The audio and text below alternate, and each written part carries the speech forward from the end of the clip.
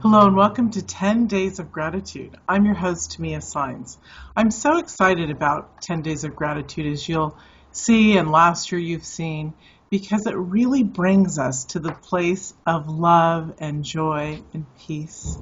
And it fills our heart and soul and spirit with such enormous abundance of just really good feel good.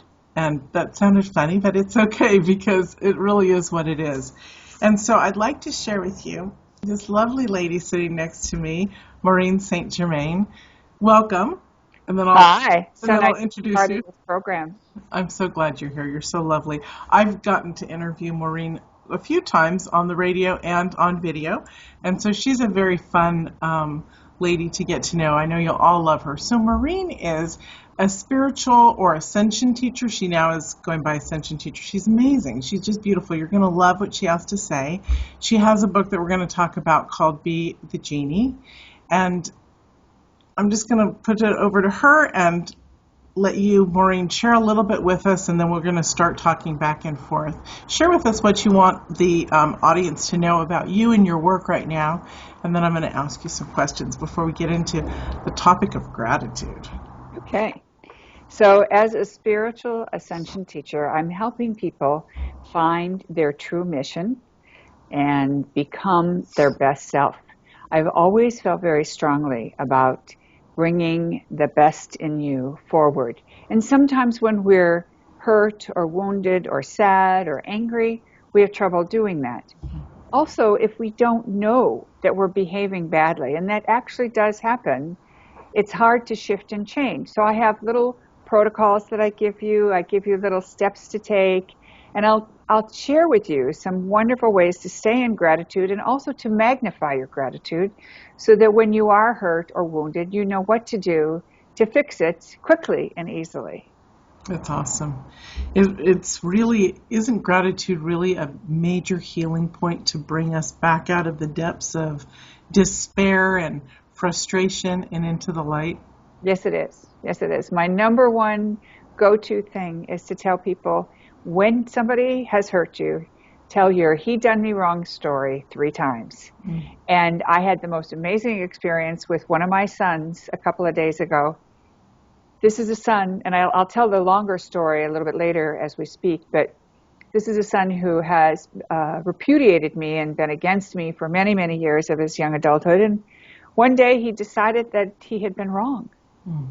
And I'll tell you how I got to that place where that shift occurred. But in this moment, he said to me, Mom, my girlfriend works at a gym, and she's telling everybody all about what's been going on with the neighbors, blah, blah, blah. And he says, I told her something that you always taught me. Mm-hmm. Just tell your sad story 3 times. And he said, maybe you could do it as a marketing thing and see what happens. And I thought that was so funny that he saw the humor mm-hmm. in telling her, look at it as a marketing opportunity. Mm-hmm. Only 3 people get to know the drama. Don't you just love when our children express from us what they've learned? They're magnificent. They're just, They're brilliant. I've had experiences with my son where he does that too. And then he, and use this in the same way, use this in your marketing. I mean, I love that. They're great. Well, and I'm sure with a lot of parents, you don't have an expectation your kids are going to follow in your footsteps. You don't have a hope or a desire that they do. You wish the best for them, but it's their life. Yeah. So when they do that, it's like, just opens your heart. It's beautiful. Wonderful. Will you share with us about your book? Because it teaches people so much about creating and how to shift their lives around. Okay. So this book is all about manifesting. I wrote the core piece as a tool to help people manifest, but I also included some incredible sacred geometry tools that help you begin to understand how creation works, understand that source code for creation is based on the same relationship that you have in the DNA spiral, that you have in the bones of the body, that you have in the planets to the sun, and that relationship is called phi. And we've all heard it called the golden mean or the golden ratio.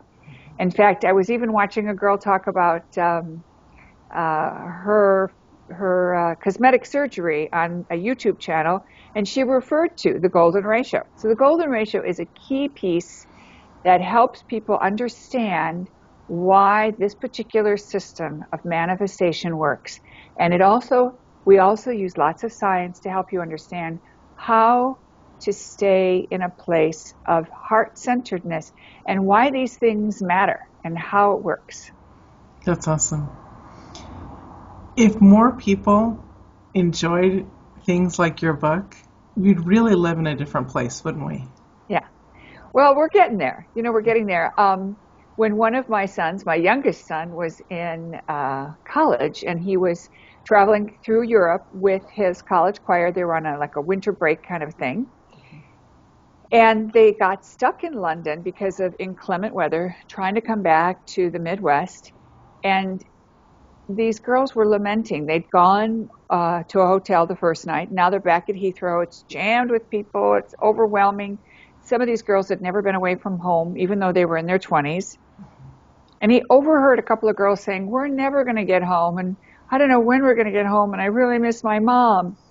And my son went up to them and he said, "I don't know about you, but I intend to get home today." Mm-hmm.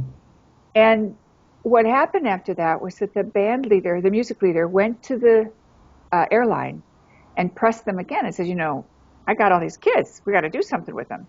And they said, "If you would consider splitting your group, we can get at least some of them home today." You know who was in that first group? Yes, I do.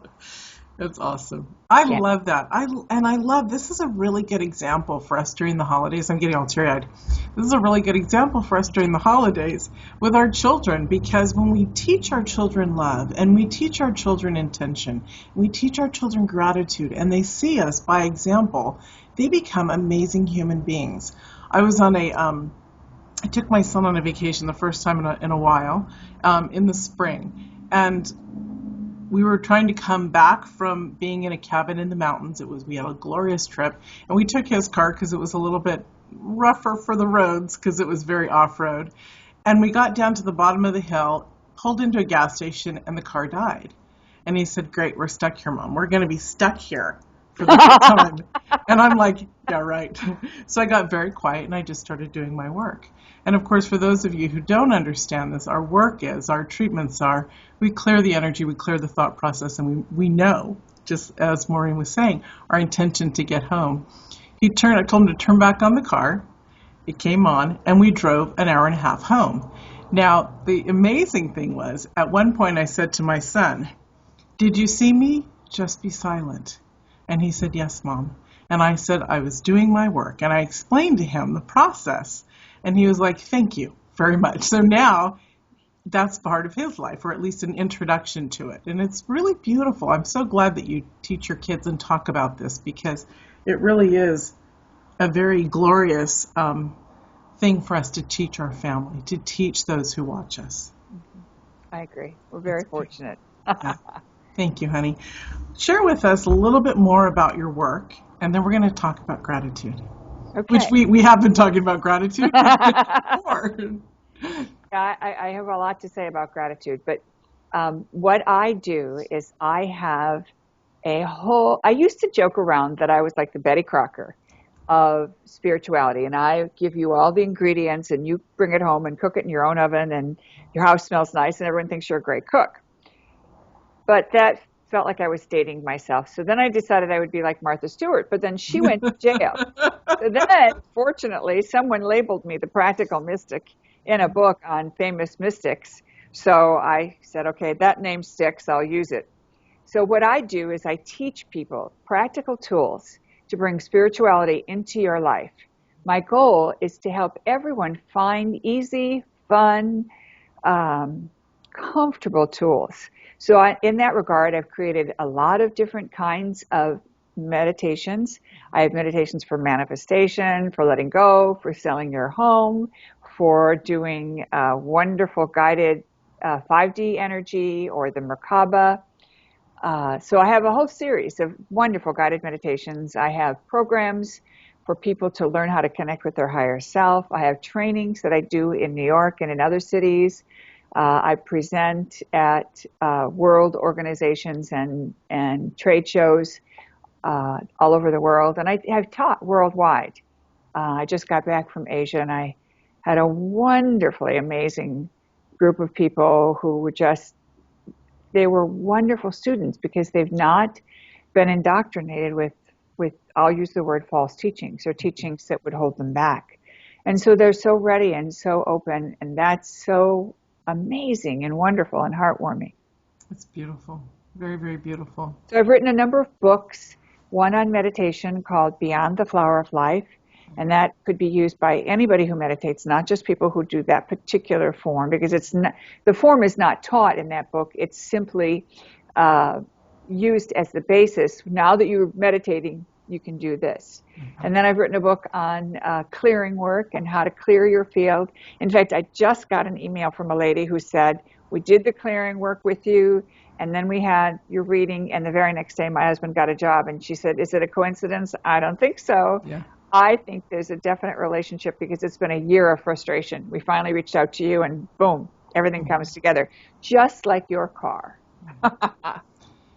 You know, isn't it incredible how when I just have to say this because this blows me away, Maureen. There are certain people who see things in a certain way, more of a metaphysical, because spirituality is very vast. It's very deep, it's very rich, and it takes many paths. It's funny because my husband is also a spiritual teacher, but different than what I teach. And so I'm teaching him my ways because he sees these remarkable changes like what you're talking about. And the other day he got an email and he's like, oh my God, Mia, oh my God, Mia, oh my God, Mia. And I'm like, what? And he said, this is exactly what you said 15 minutes before this arrived. And I said, see, baby, you know, don't be so stubborn.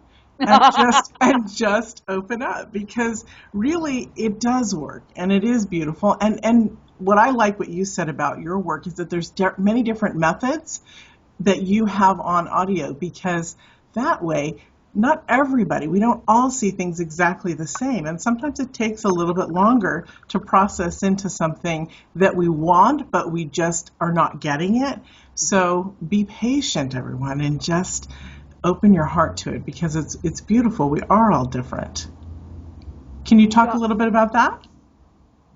Yes, actually, I have two things to say about that. The first one is, when it comes to men and women, my go-to phrase is, her wisdom, his way. So, honey, I'm hungry. He might order pizza. Oh, that doesn't appeal to me. Well, what do you feel like? And back and forth it'll go. Her wisdom, but his way. Throwing out an idea and letting him figure out how to apply it.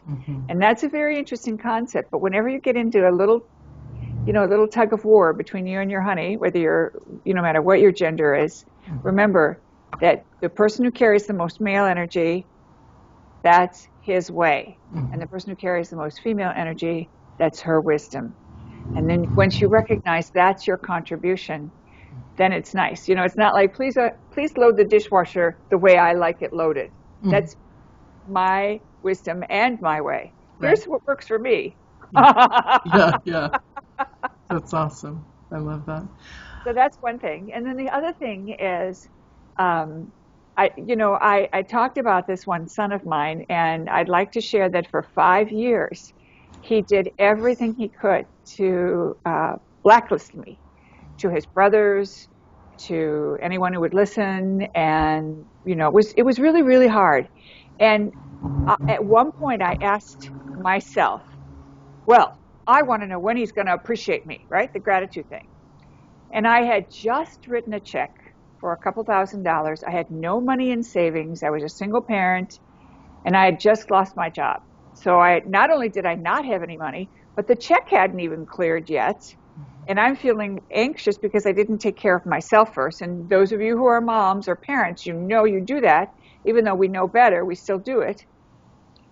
And the voice in my head said, when he's 28. And I burst out laughing. 28? I'm thinking maybe, next week or maybe tomorrow. I wasn't expecting that. Now, here's what happened. My laughter changed my belief. And I stopped expecting anything. And two things happened out of that. The first thing that happened was it didn't take till he was 28. And the second thing is I recognized that the reason I gave him money for his college tuition wasn't because I was looking for his thank you, or that I felt, responsible for him. He was old enough to take care of himself. It's because I wanted to. And if this is what I wanted to do, I didn't need to do it because I was going to get thank you. I needed to do it because it made me feel good about me. That was a really good discovery. That's beautiful. And I want to say, and you have those voices too? I get voices like that that'll say, you know, when he's 35, when he's, you know, this, it's pretty funny. I love it because with that... Time it happens, you're thinking, nah, I didn't hear that. Yeah. You know, it's lovely how as we grow in our grace and our spiritual opening, of course we're going to get the insight in from the divine faster and quicker because that's what we're seeking. That's what we want. So when we hear these things, embrace it, love it, and move forward, of course, and don't just, you know, oh no, I didn't hear that.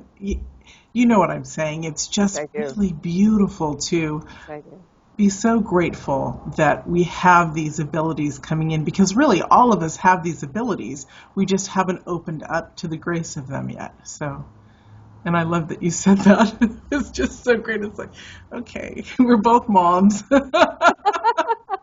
It's awesome. Well, and I really like to think that as much as I love working with adults, I believe, and I think all of you will agree, that our children give us our greatest challenges, our greatest opportunities.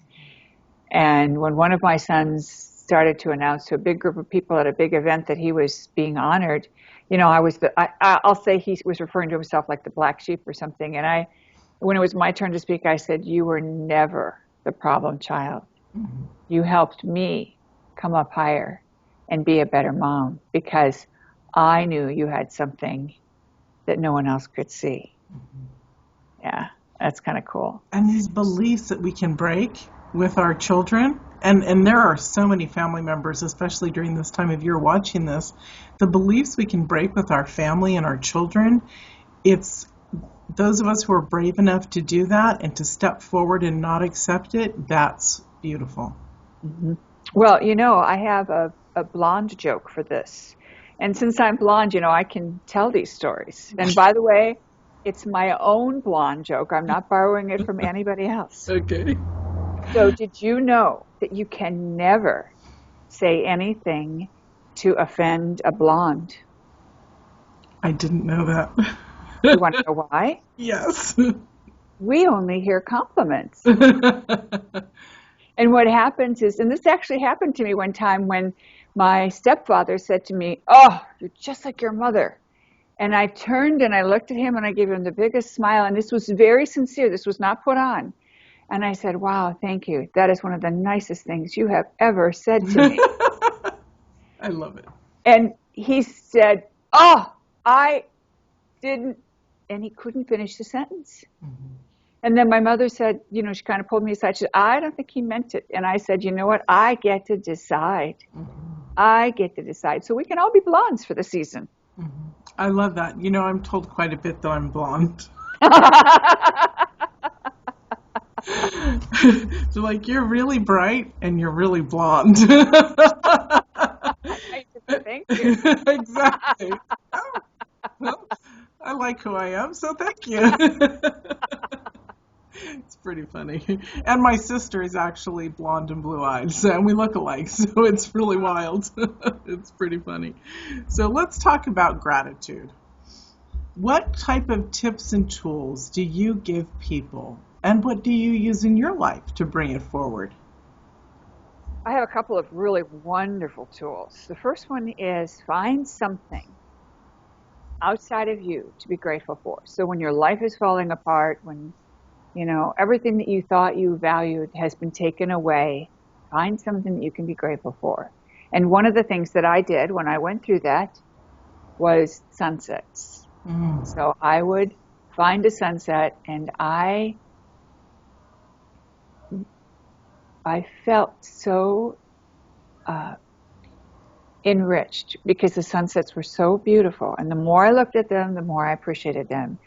And amazingly, you know, that's another thing that's passed off to my kids that I wasn't trying to make them, you know, but they will say to me, oh, Mom, you should have seen the sunset, because they have a appreciation for that. And here's another tool that is extraordinary, just extraordinary. Say the prayer, "Dear God, show me how much I am loved." And just say it once a day, whenever you're feeling down or every time you're feeling down.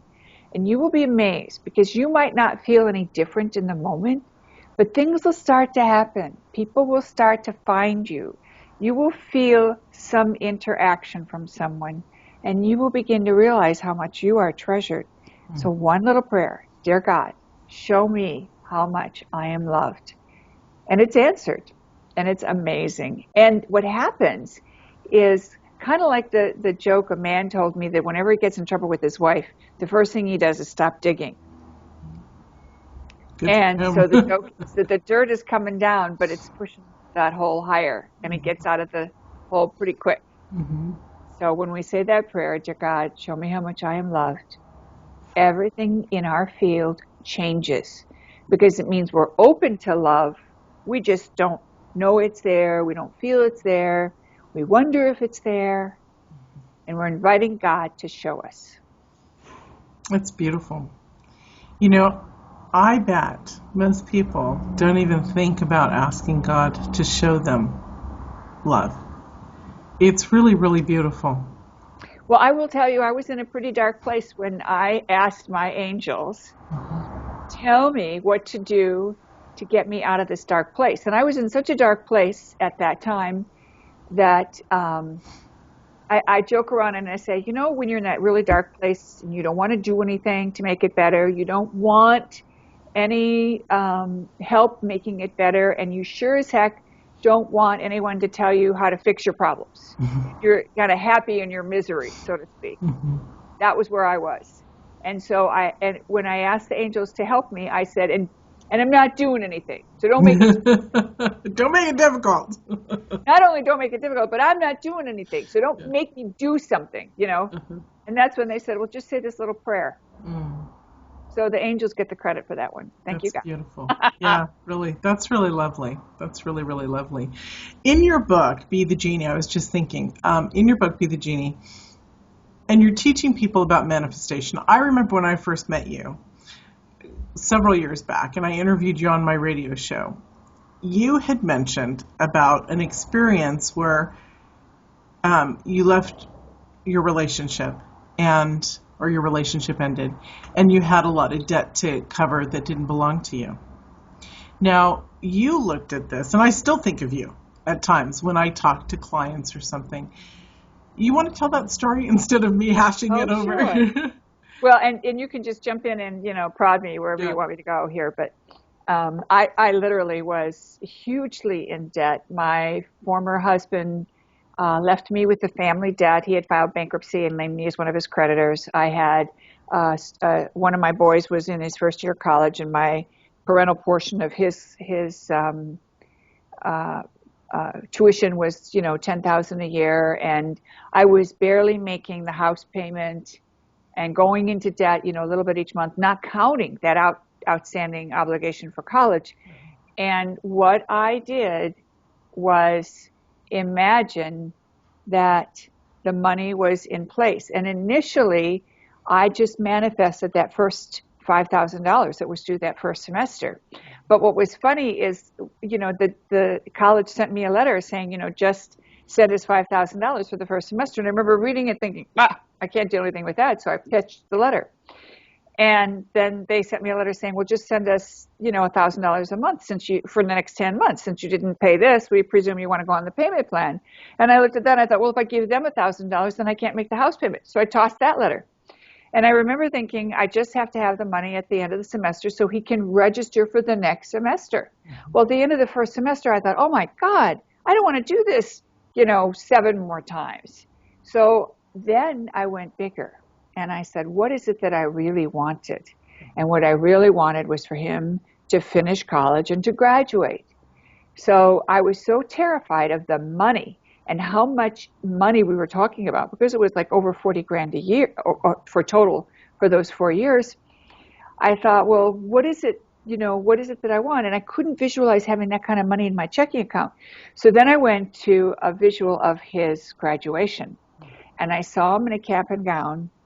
And I said the following words in my awareness.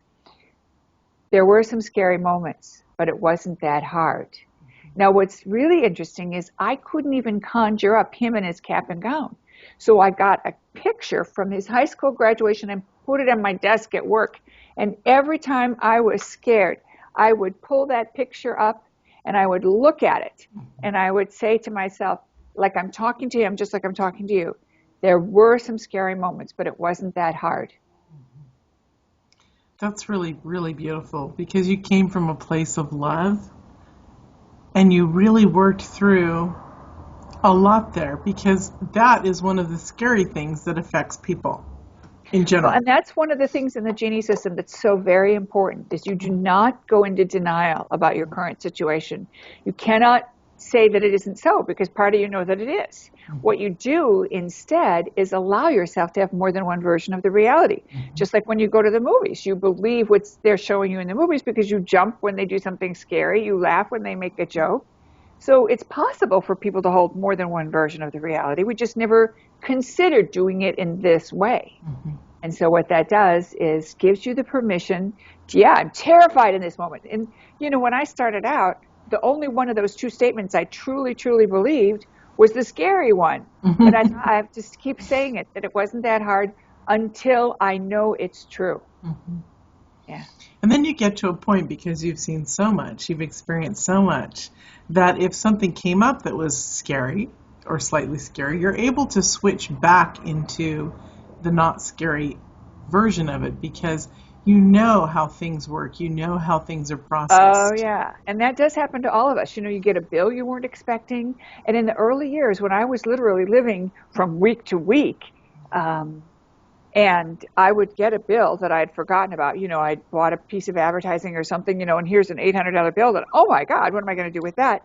Instead of freaking out or getting upset or whatever, I would look at that bill and I would say, this must mean the universe knows something I don't know.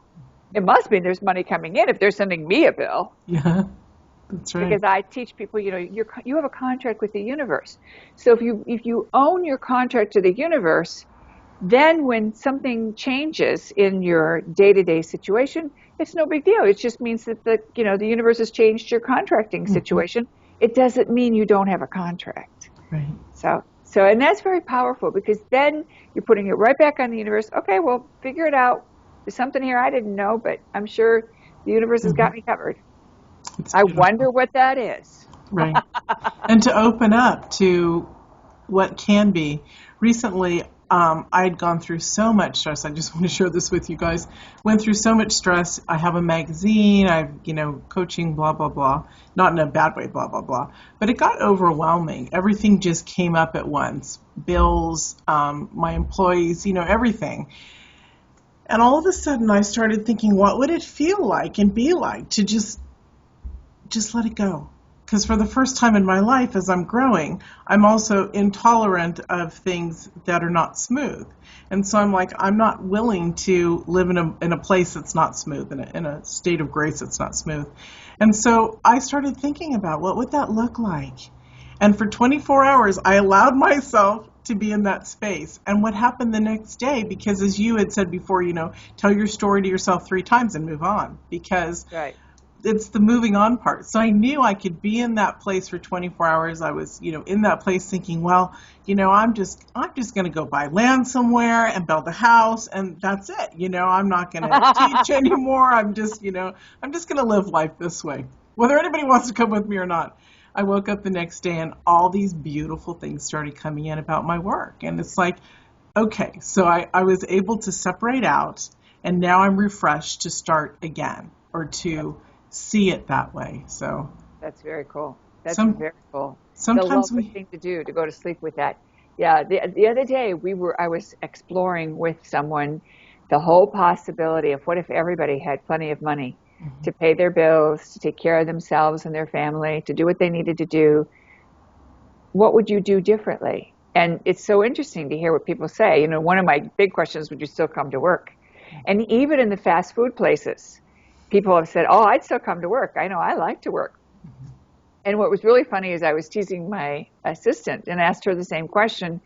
And then I said, they'd have to close McDonald's. And she just burst out laughing because she got it right away. And I thought, that's so sweet. Mm-hmm. So if you had everything you needed, what would you do that's different? And that's what you need to do right now. Exactly. Because you do have everything you need. Yeah. You just don't see it yet. That's all. It's all there. Yeah. We just don't see it. It's a lovely idea to express that. About 4 years ago, I interviewed people in Miami on the streets, and they were shocked. They were like, nobody's ever posed this question before. And I'm like, really? Because I do exactly what I'm doing, And that's when we, like you said, when we get to that place where we know that what we're doing is passionate and loving and amazing for us, we don't want to do anything else. And that's when the doors open, everything else disappears. It seems struggling and forced and horrible. And we live a beautiful life then, don't we? Mm-hmm. We do. And it's not without change. It's not without adventure. And it's not without variety. So do not misconstrue this, what we are speaking of, as baby food. Mm-hmm. We have plenty of excitement, plenty of opportunity, and plenty of creativity. Just think what we could do if we put all of our energy on solving the problems of the world and helping one another. And oh, by the way, what a great way to do it. I'm reminded of a story of a man that I worked with who was telling me how he had this really hot car and he was selling it, and his son decided he wanted to buy it. And his son wanted to pay a lot less for it than what he was hoping to get. And through their negotiations, the father finally relented and gave it to his son for, several $1,000s less than what he would have gotten. And he's now telling me this story and lamenting. And I just smiled sweetly and I said, just think of how proud you would have been of him if he'd gotten that deal from someone else. Mm-hmm. And he burst out laughing because he realized it was true. Mm-hmm. He would want his son to have a good deal. He just didn't want him to be taken advantage of. Exactly. That's lovely. Yeah. Thank you so much. Is there anything else you'd like to leave us with? Well, I'd like to encourage you as listeners to check out my website, MaureenSt.com. I always have a gift for you. There's always a free download, a meditation download, and we're going to have some huge, huge specials as gratitude to all my fabulous customers, including you. That's lovely. Thank you. And we will put something in the email for people from you. I'll talk to you after this. I meant to, I get to see Maureen through a publicist that she uses. So sometimes I don't always get to see you before we talk, and I meant to ask you about that. But I know that you're always open for it, so I will add that in. I'm easy. Yep. Yes, you're awesome. Thank you so much again for joining us. I appreciate it. My deep pleasure, and thank you all for listening and being part of our joy and our gratitude. We couldn't do it without you. Exactly. And thank you all. We'll see you in another episode.